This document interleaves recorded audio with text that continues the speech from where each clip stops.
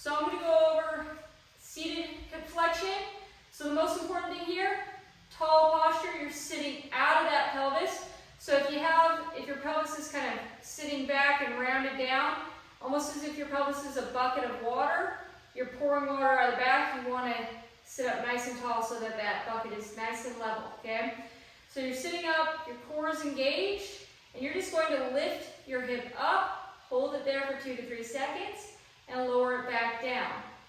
And you can adjust the height, even if you can just clear your foot. By activating the hip flexors, you're doing the work that you need to be. So you don't necessarily need to bring it as high as it goes and cramp up at the hip flexor.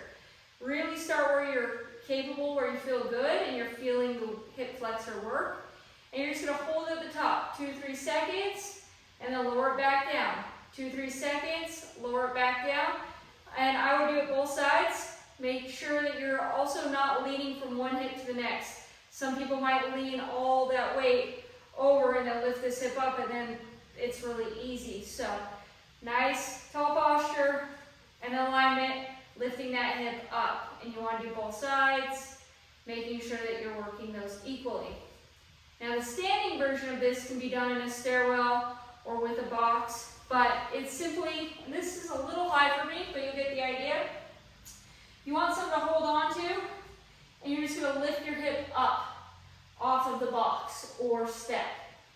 And like I said, this is a little too high for me, so for like the bench maybe it's a little bit more appropriate where I'm just lifting that leg up and lowering it back down, lifting it up and lowering it back down.